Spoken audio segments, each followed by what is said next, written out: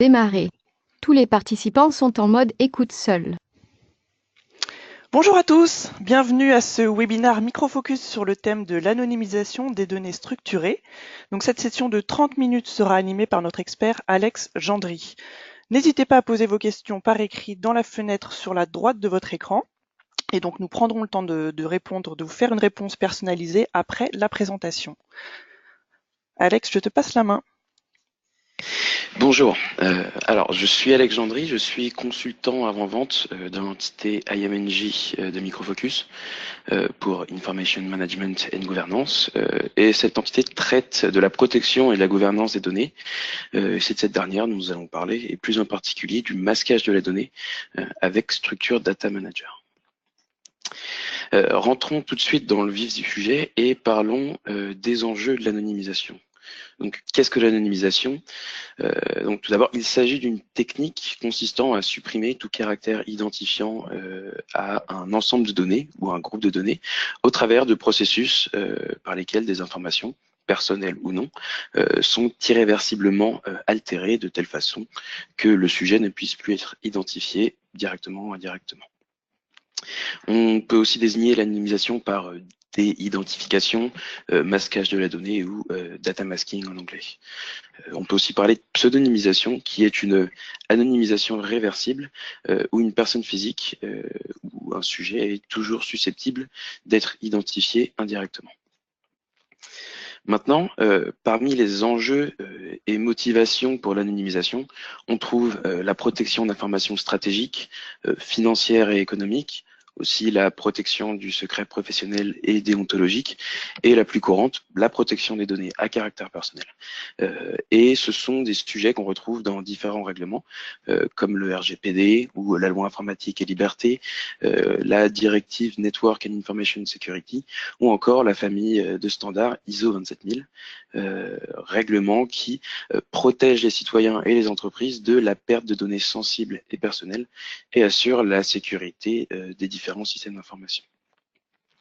Et l'anonymisation est l'une des bonnes pratiques préconisées. Par exemple, l'article 5 du RGPD traite de la durée de conservation des données et déclare que les données peuvent être conservées sous une forme permettant l'identification des personnes concernées pendant une durée n'excédant pas celle nécessaire au regard des finalités pour lesquelles elles sont traitées. Et au-delà, elles doivent être soit effacées ou archivées dans certains cas ou anonymisées.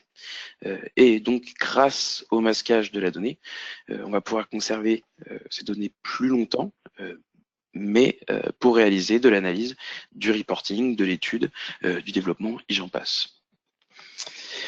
Nous verrons dans la suite de ce webinaire qu'il existe différentes approches pour anonymiser ces données, comment conserver le format des données de ces bases, comment anonymiser les données en fonction de différentes règles de rétention plus ou moins complexes, et tout ça audité pour prouver bien sûr qu'on est compliant et qu'on a réalisé certaines actions sur ces données. Donc, passons directement à notre outil, Structure Data Manager, qui va vous permettre de réaliser ces différentes actions d'anonymisation. Donc, Structure Data Manager fait partie d'une suite de logiciels nommée Secure Content Manager, et cette suite offre de nombreuses fonctionnalités pour la gouvernance de vos données. On peut citer la cartographie et l'identification des données, l'analyse aussi de ces données personnelles, ainsi que la classification ou encore l'anonymisation et le chiffrement de la donnée.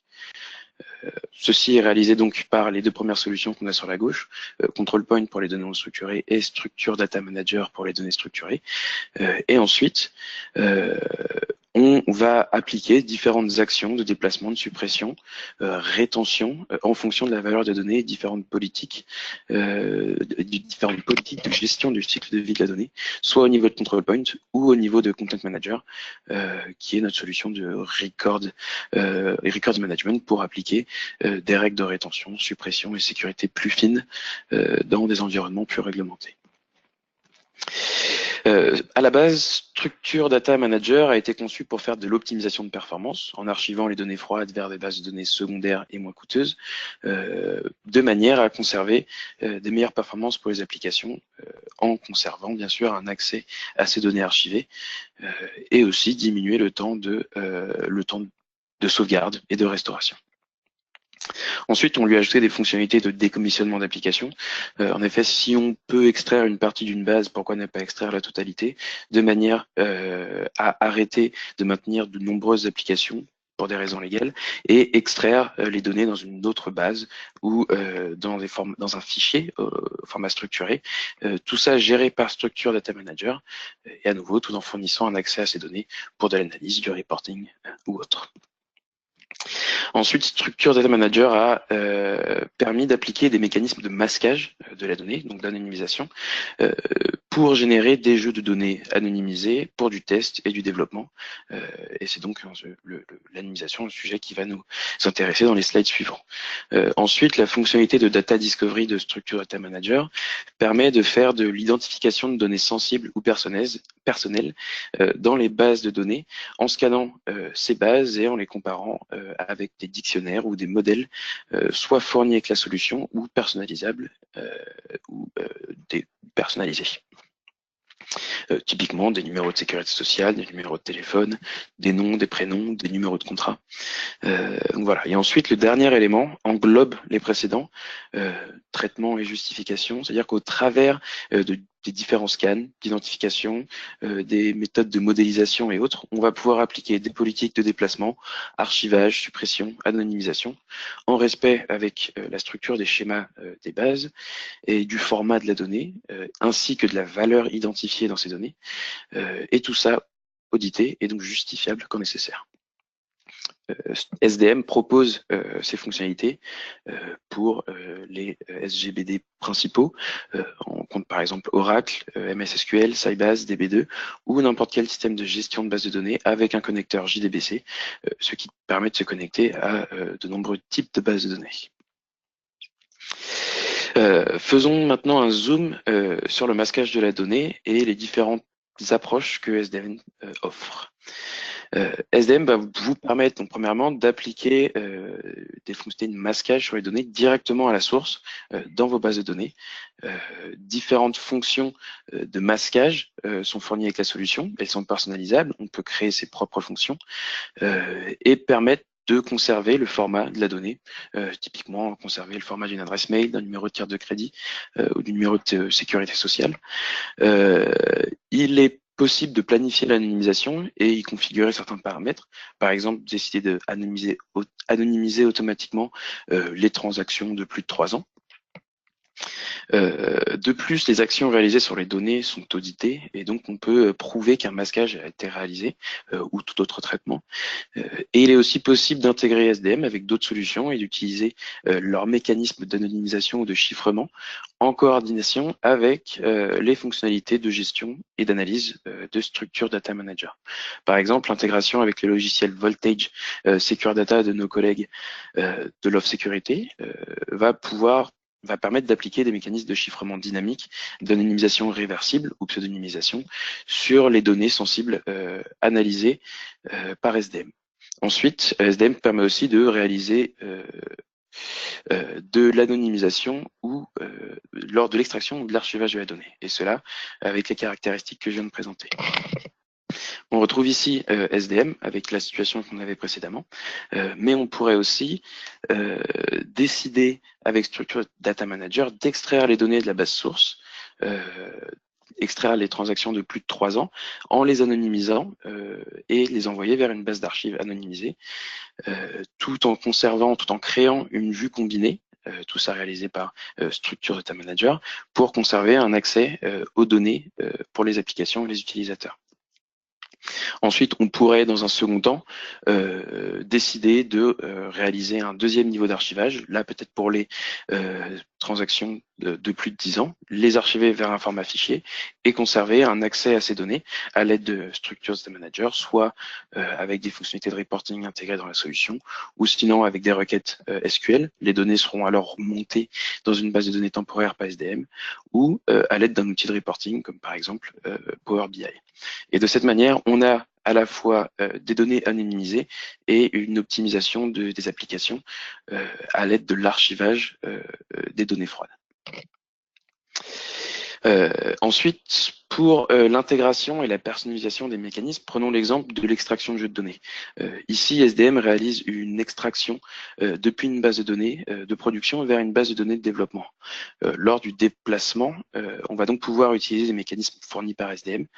On a par exemple du masquage par remplacement aléatoire, avec seulement des caractères, des chiffres ou les deux, du masquage de numéro de carte de crédit ou de numéro de sécurité sociale avec préservation du format, de manière à pouvoir toujours réaliser de l'analyse, du test et que les applications qui vont tourner sur ces données masquées ne remontrent pas d'erreur, et encore d'autres mécanismes fournis. Mais on va aussi pouvoir créer ses propres fonctionnalités au travers de scripts pour réaliser des actions personnalisées sur ces données. Ou encore, on va pouvoir s'intégrer avec d'autres solutions en utilisant leur API, comme nous le faisons avec Voltage Secure Data, qui propose des fonctionnalités plus approfondies en matière d'anonymisation, de chiffrement et de gestion de ces clés de chiffrement. Voyons maintenant le fonctionnement de Structure Data Manager au travers d'un use case où nous allons anonymiser des données personnelles après les avoir identifiées avec la fonctionnalité de Data Discovery de Structure Data Manager. Alors pour commencer, on va créer un environnement. Donc SDM organise ses sources en environnement, et un environnement, en fait, c'est une instance de base de données. Un environnement se configure facilement depuis l'interface de SDM. Donc on lui donne un nom, une description. On peut choisir si on le met en mode read-only, de manière à ne pas modifier les données à la source. On choisit les groupes qui sont autorisés à travailler sur cet environnement.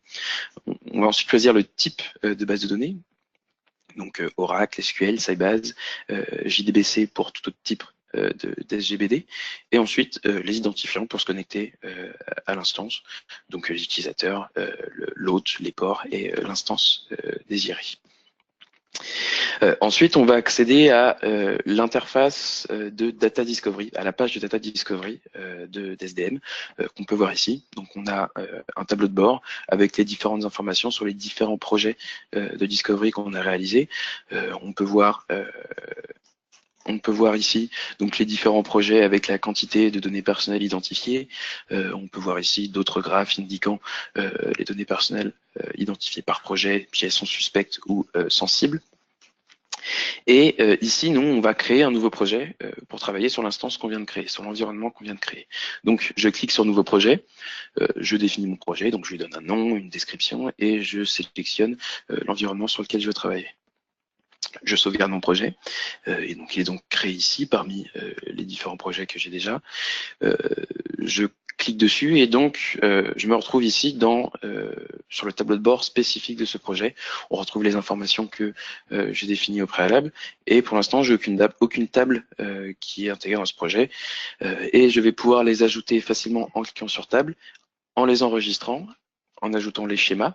Les schémas sont alors découverts automatiquement et je vais pouvoir sélectionner les schémas sur lesquels je vais travailler. Donc je sélectionne un schéma et ensuite, pareil pour les tables sont découvertes automatiquement et je vais pouvoir sélectionner soit quelques tables ou ici toutes les tables disponibles dans les schémas que j'ai sélectionnés au préalable. Donc je les importe et je peux lancer très rapidement mon scan sur mes différentes tables à l'aide des différentes grammaires déjà prédéfinies dans la solution. Grammaires qu'on peut voir ici. Donc là, on a quelques exemples, des prénoms, des noms de famille, du genre, âge ou autre. Si je fais un zoom sur chacune des grammaires, on peut voir qu'il y a des sous-grammaires en fonction, par exemple, ici des langues. Donc là, on a France, les différents pays. On peut choisir d'activer ou désactiver ces grammaires. Et on peut aussi avoir un dictionnaire qui est basé sur une requête SQL qui va aller chercher des informations dans une autre base. Typiquement, on va peut-être vouloir aller récupérer tous les noms des employés ou des clients d'une application et les utiliser comme dictionnaire pour faire de l'identification dans d'autres tables. Donc voilà, un autre exemple ici des expressions régulières, ici pour les genres, donc par exemple en France, mâle, homme, femelle, femme. Donc une fois que le scan est réalisé sur ces données, je peux voir très rapidement les informations qui ont été identifiées dans ces tables. Donc là, on peut voir que pour la table client, customer ici, on a 11 colonnes sensibles et qui est nécessaire pour moi d'aller visionner. Donc je clique sur cette table, je vois les différentes colonnes, les différents types de données sensibles identifiés. Je vais pouvoir faire un zoom sur une de ces colonnes et voir, avoir plus de détails sur les données identifiées. Donc là, je peux voir que ce qui est identifié par SDM, c'est que cette colonne contient des prénoms.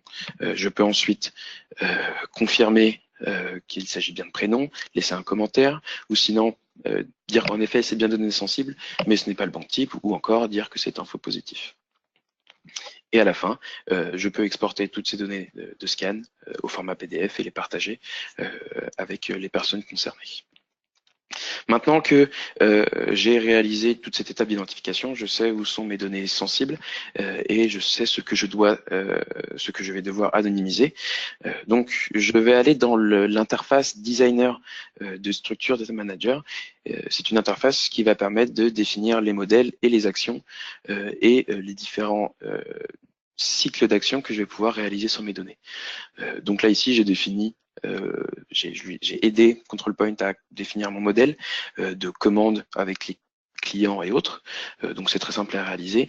On a ici les différentes tables, je peux les sélectionner, faire du drag and drop et indiquer à Structure Data Manager quelles sont les colonnes clés entre les différentes tables.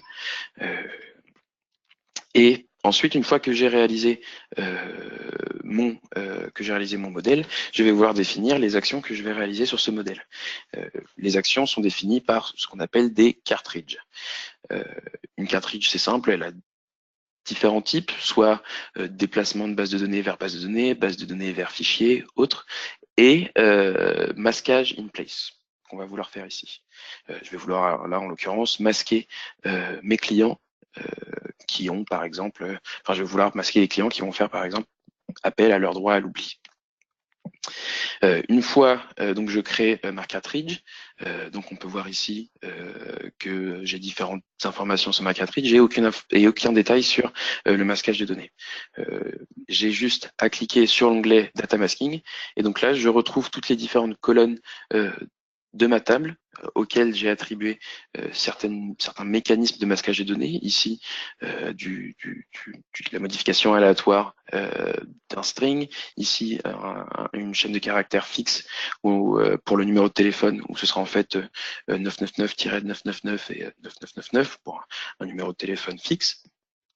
Et je vais, par exemple, vouloir ajouter un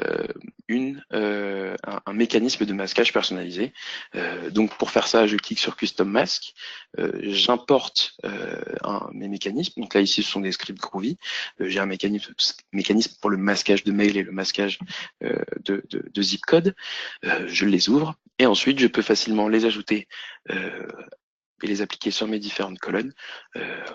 Comme on a ici, donc email avec email mask, zip avec zip mask et credit card avec credit card random. Donc là, ce sera des numéros de crédit aléatoires avec la conservation du format d'une carte de crédit et pareil pour le numéro de sécurité sociale.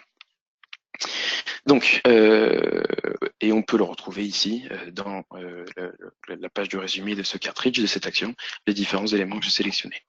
Donc maintenant, j'ai mon modèle, j'ai la structure de mes données, j'ai les actions que je vais réaliser sur mon modèle. Je vais maintenant décider quel va être le flux d'actions que je vais réaliser pour ce use case précis. Donc là, c'est un flux très simple. L'action commence et je vais juste anonymiser mon client directement dans la base de données. Mais à l'aide de cette interface, je pourrais ajouter différents éléments, comme par exemple ajouter des conditions. Voilà, une condition sur je peux anonymiser ce client seulement s'il a aucune commande qui date de moins de 3 ans dans une certaine base. Et si jamais c'est le cas, donc si jamais c'est le cas, il est anonymisé. Et sinon, on arrête l'action. On peut faire différentes choses et avoir un cycle et une gestion de ces actions un peu plus fin et plus complexe.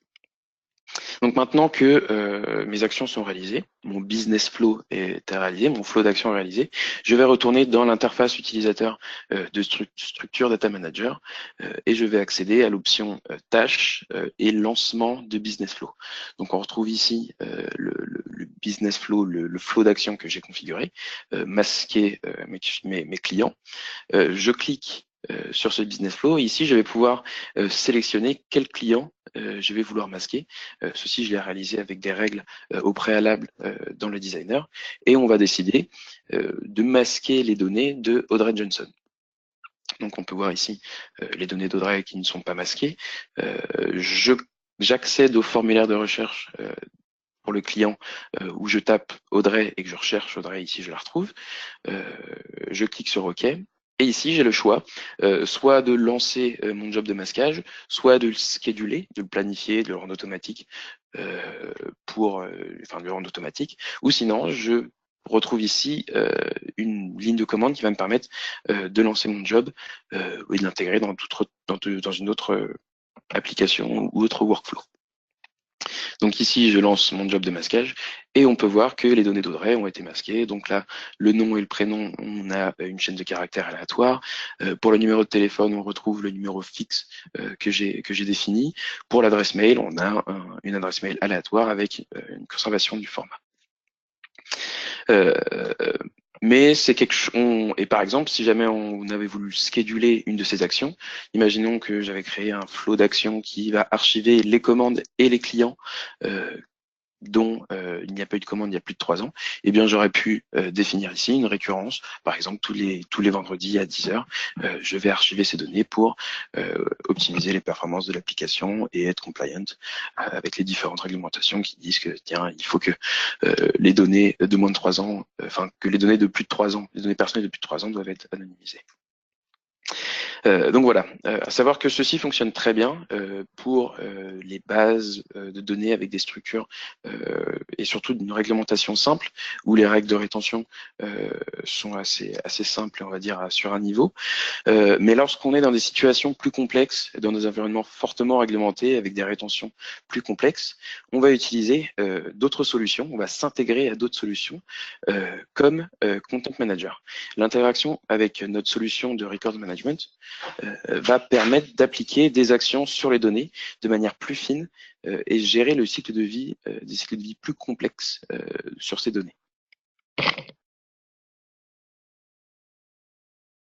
Content Manager, en gros, c'est un silo dans lequel on va aller déposer ou déclarer des données électroniques et physiques provenant de tout type de référentiel, base de données, serveur de fichiers ou autre, pour y appliquer une version digitalisée d'un plan de classification. La déclaration se fait à l'aide de différents mécanismes, soit avec l'intégration d'SDM pour les données structurées, Control Point, notre solution pour les données non structurées, ou via l'utilisation des API ou des SDK de Content Manager, ou encore directement depuis différentes applications comme Microsoft Office ou SharePoint. Le cycle de vie de ces données sera alors géré automatiquement par Content Manager depuis leur création jusqu'à leur destruction, et ça à l'aide de différentes politiques de rétention, de suppression et d'accès, de différents cascades d'événements, et tout ça géré de manière centrale par Content Manager. Il vous sera ensuite possible de faire de la recherche dans vos données pour accéder rapidement aux informations importantes et de faire de l'extraction ou encore d'avoir des rapports détaillés sur les données de tous vos référentiels gérés par Content Manager, et tout ça entièrement tracé pour de l'audit. Donc voici une illustration de l'intégration entre Structure Data Manager et Content Manager.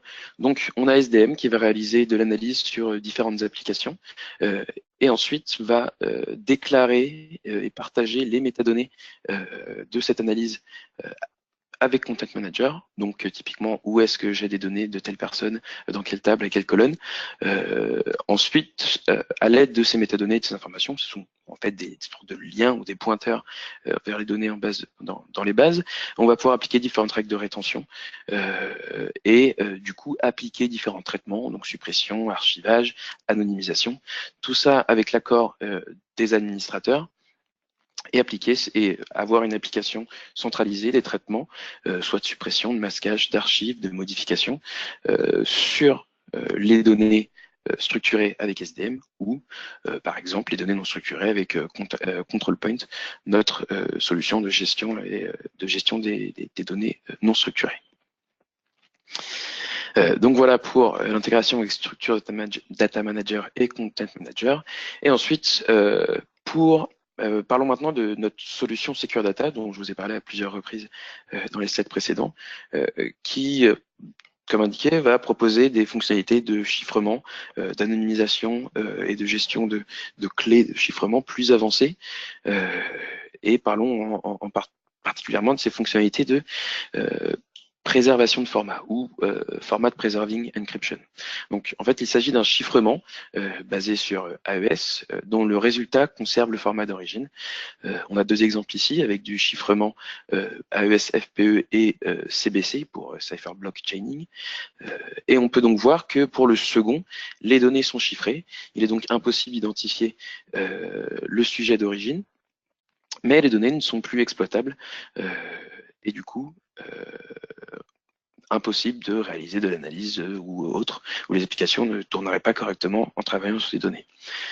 Alors qu'avec le format preserving, les données sont chiffrées. Il est donc impossible à nouveau d'identifier le sujet d'origine, mais on peut toujours utiliser ces données pour faire de l'analytics, du dev, du testing ou autre, car comme on peut voir, ici, le numéro de sécurité sociale, le format est conservé, mais on va chiffrer les éléments qui permettent d'identifier une personne. Là, la date de naissance est complètement aléatoire, voilà, etc. Voyons maintenant une illustration de la circulation d'une donnée sensible dans une organisation de manière standard et à quelle vitesse elle peut se répandre, même là où elle n'est pas nécessaire, rendant donc chaque élément de ce diagramme une cible d'attaque ou sujet de la fuite des données sensibles.